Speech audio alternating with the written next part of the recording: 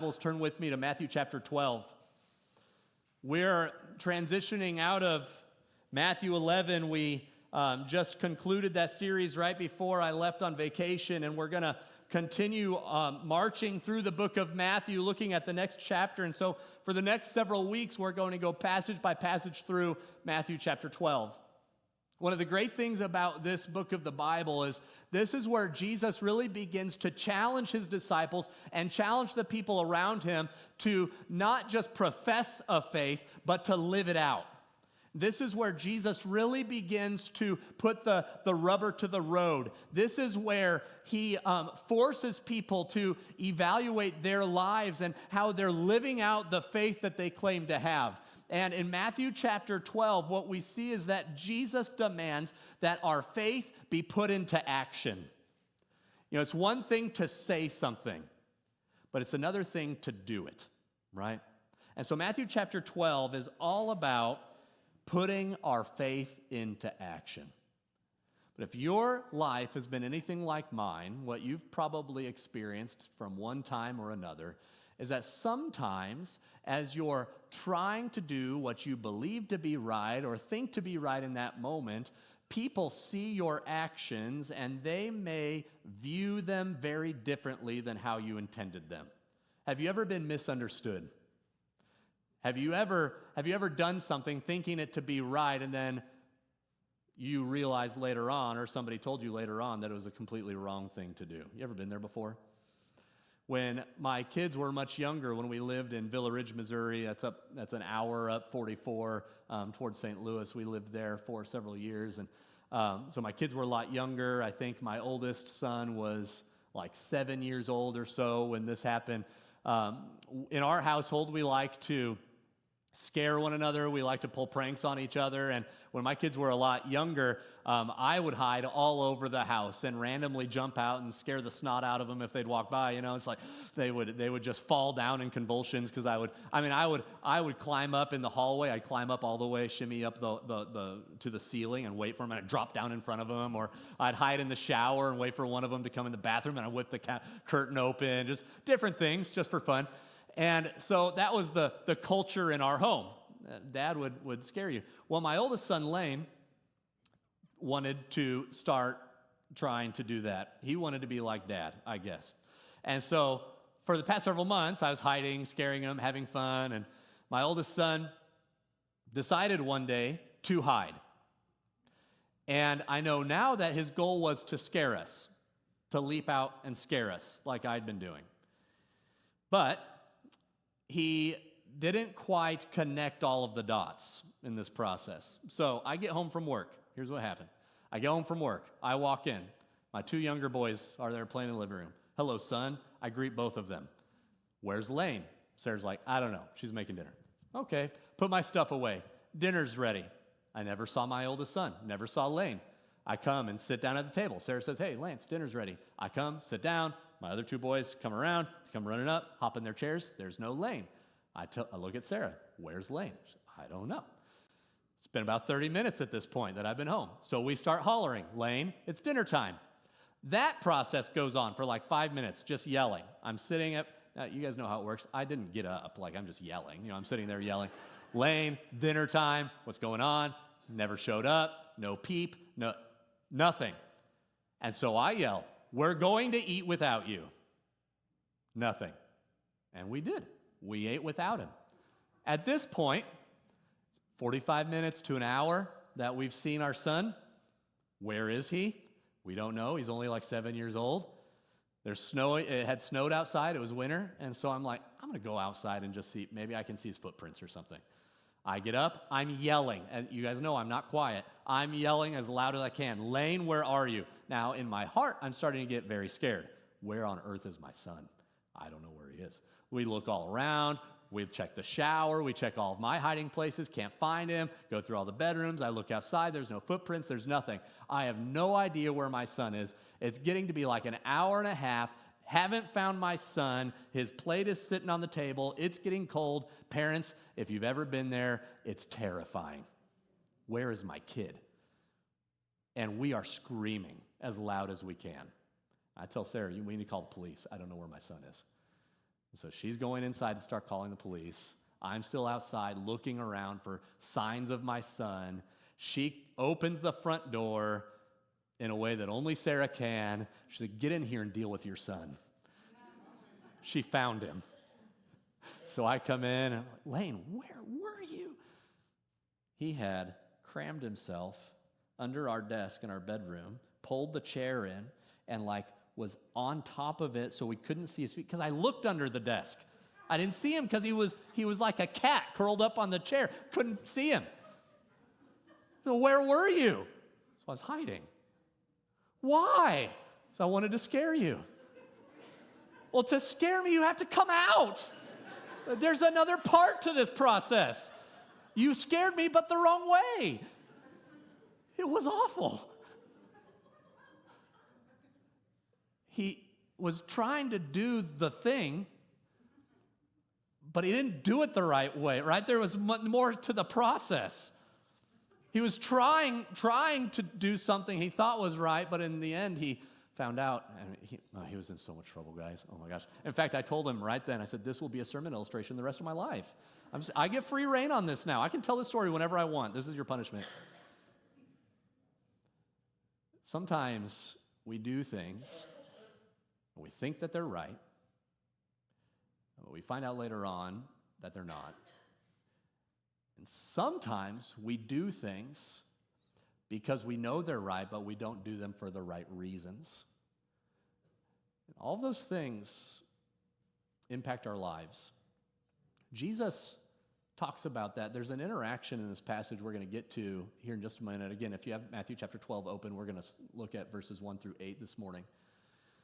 Jesus talks about our faith. He talks about how to live out our faith in this passage, and he has an interaction with the Pharisees that I believe is really important for us to grasp this morning. And as we look at this passage together, and I know that our time is limited this morning, but as we look at the passage, it's going to reveal 3 specific things that are important for us to grasp, and then finally we're going to look at a 4th thing here that's just vital for us, but it's going to reveal a truth about other people in our lives. It's going to reveal a truth about Jesus and his relationship to us, and it's going to reveal a truth about our own lives and our own hearts. And look at this passage with me, if you will. So again, I'm in Matthew chapter 12, verses 1 through 8. It says, "At that time, Jesus went through the grain fields on the Sabbath. His disciples were hungry, and they began to pluck up heads of grain to eat. But when the Pharisees saw it, they said to him, 'Look, your disciples are doing what is not lawful to do on the Sabbath.'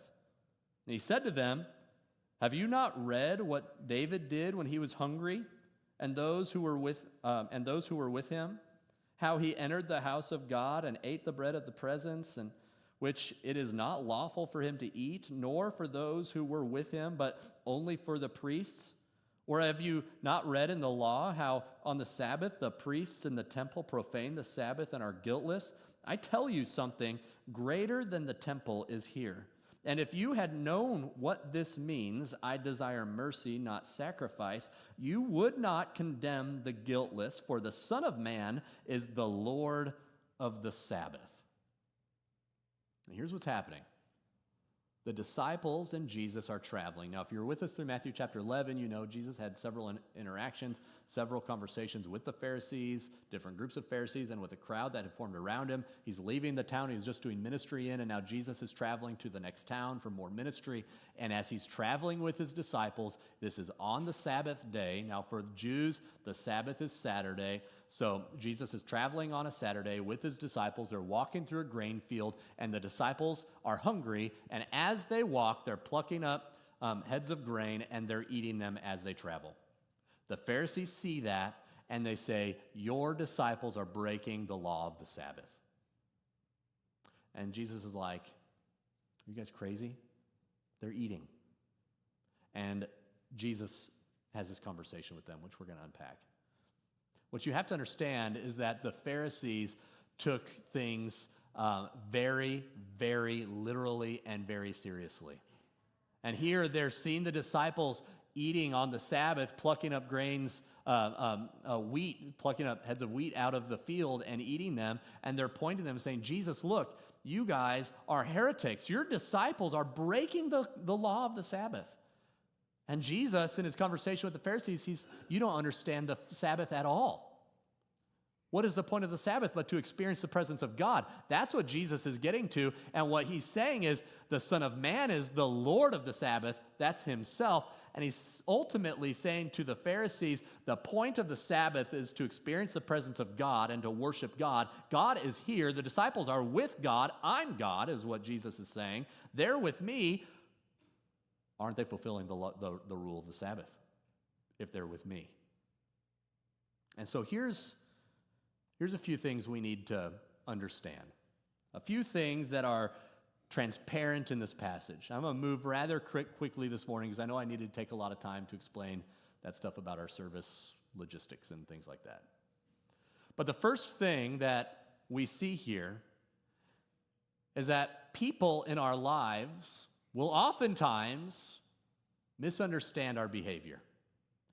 Have you ever been doing something for the Lord, and it was the right thing, it was even a good thing, but people from the far outside are watching you, and they're like, that guy has got it all wrong. They misjudged whatever it is you're doing because they didn't know the details of your life. You ever been there before? A couple years ago, we had a candlelight service here, and we were getting geared up for that. It was right before service. We were having technical difficulties, and we're having a lot more people show up to the service than I had anticipated, at least. And so there's a lot of stuff that we were having to set up. A lot of stuff. I don't remember what I was having to take care of, but I was having to take care of a situation out in the foyer, and I know that I was running around. It was getting right before service time, and so I was running around taking care of things. Everybody's getting ready for the candlelight service, one of our favorite services of the year. We love that service. And we're just getting things set up so we can get going, rocking and rolling for the service. Moved through it. It's an awesome service. It was a great time. It was the presence of God. I remember that year. It was such a fun night. Next day, I get this enormous text from a blocked number. So I don't even know who it was from. And the text said, "You walked right by me at church yesterday. Didn't say one word to me. I'm leaving the church.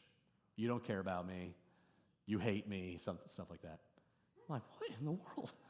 I don't even understand. And my heart broke. I was like, well, none of that's true at all. I was taking care of things, right? And I was just trying to get the service going. And apparently what had happened, again, I don't even know who this was. I apparently walked by them at some point getting ready for service, and they were hurt because I didn't greet them the way that they wanted. And then they send me an anonymous text the next day. And then I find out that they're saying things to other people. And I'm like, what in the world? That was not my intention at all. I was just trying to facilitate the service, right? And I'm thinking all these things. That's just one example, but how many times do we do things and we're trying to do the right things and then people misinterpret the things that we do? Here, the Pharisees are looking at the disciples and they're like, they're heretics. They hate God. They hate the church. They hate the temple. They're eating grain on the Sabbath. And Jesus is like, you don't get it. You've got it all wrong. You're misinterpreting what's happening here. And really what Jesus says to the Pharisees then is, you guys are wrong. You guys are doing the wrong thing.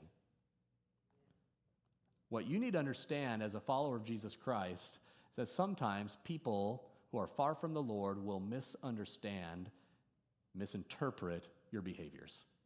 As you follow Jesus more and more closely, people in the world will misunderstand your behaviors. Why? Because people who are far from Jesus struggle to understand the behavior of those who are close to him. The Pharisees are far from the Lord. They are the religious leaders, yes, but their hearts are far from God. Because their hearts are far from God, they do not understand why the disciples are behaving the way that they are.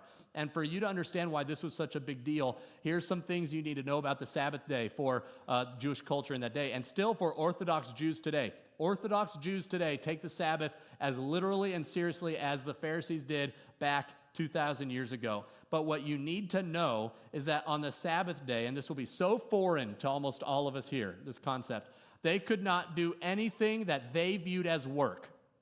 Now, the law said that they were to rest on the Sabbath day, and they took that law and extrapolated it so far, misconstrued it so far, that anything that they deemed as work, they could not do. Anything that would possibly lead to them doing work, they would refuse to do on the Sabbath day. So that worked its way out, practically speaking, in situations like this.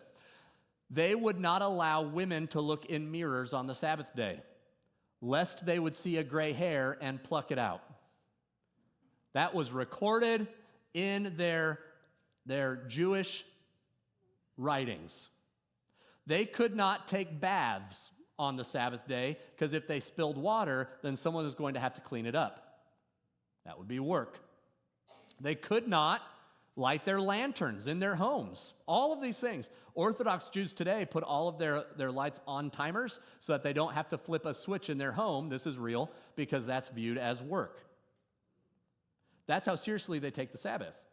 And so if you're living in that world, this world of legalism where you cannot do anything viewed as work, for the disciple to pluck a head of grain in a field and eat it, that is work, breaking the law.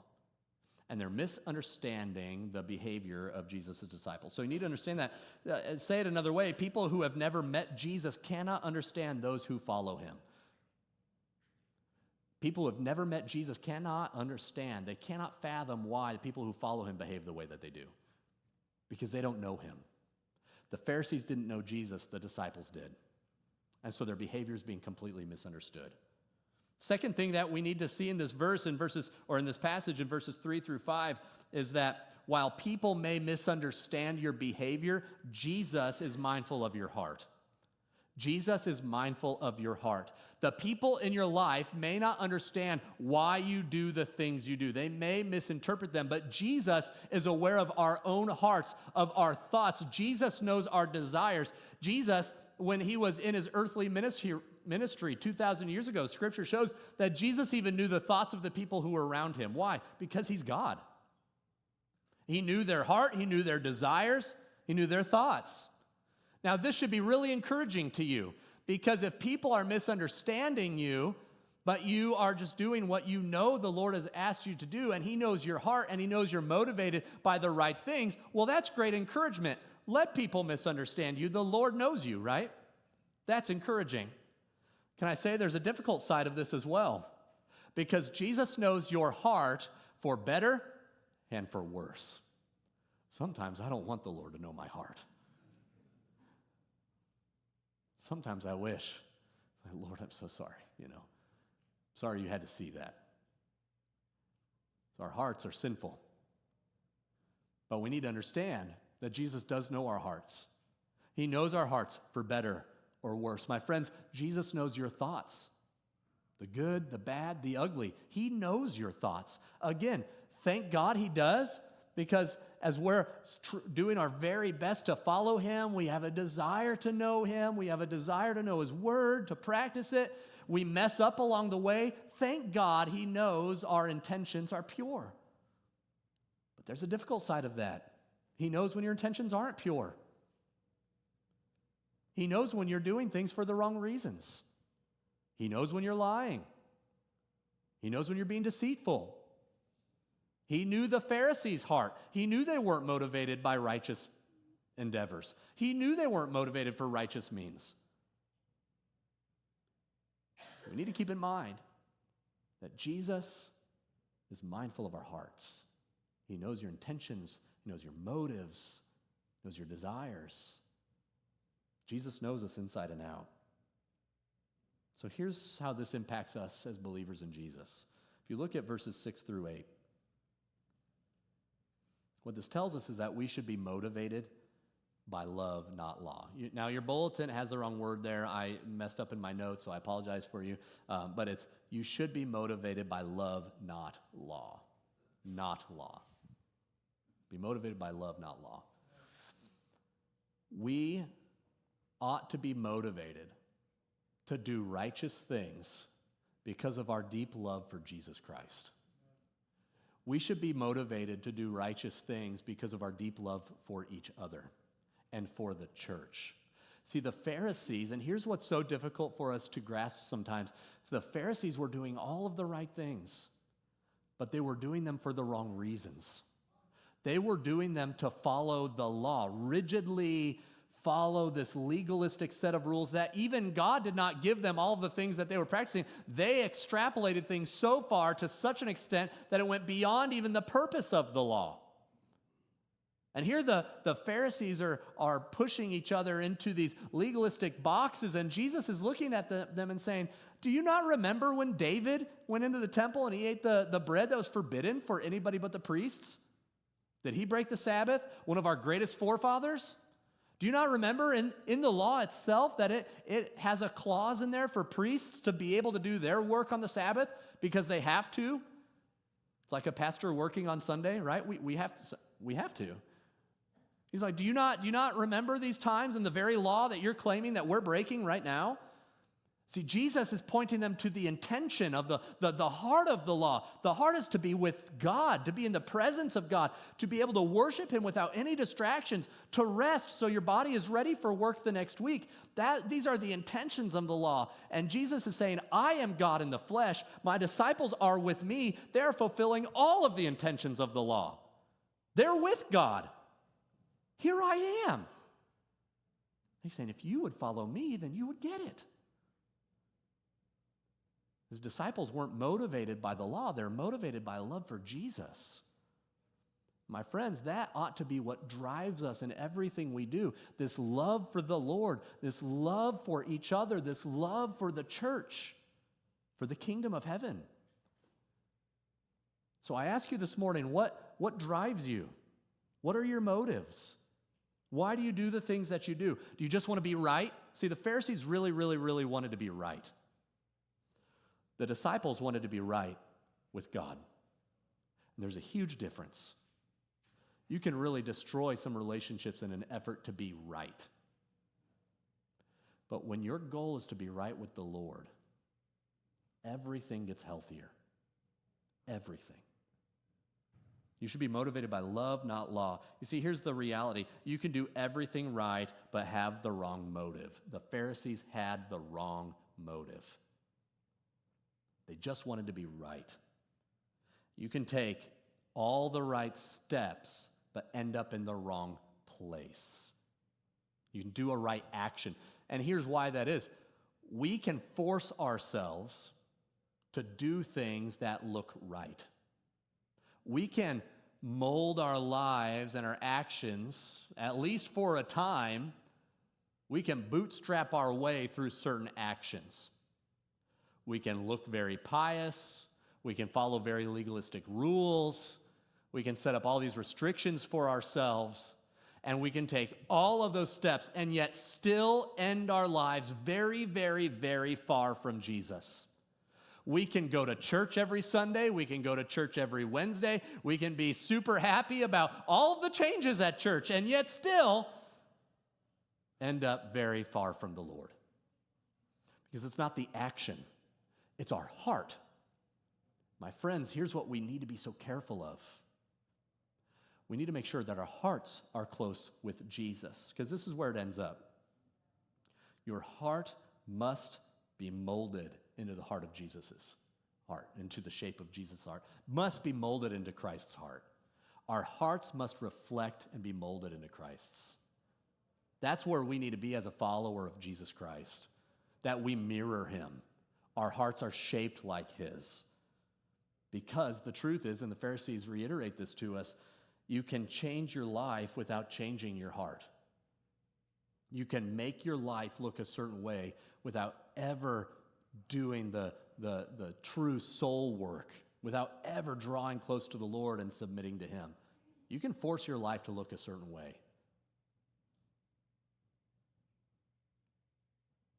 But changing your actions does not mean that your heart will be changed. You need to change your heart, and when you change your heart, your life will change with it.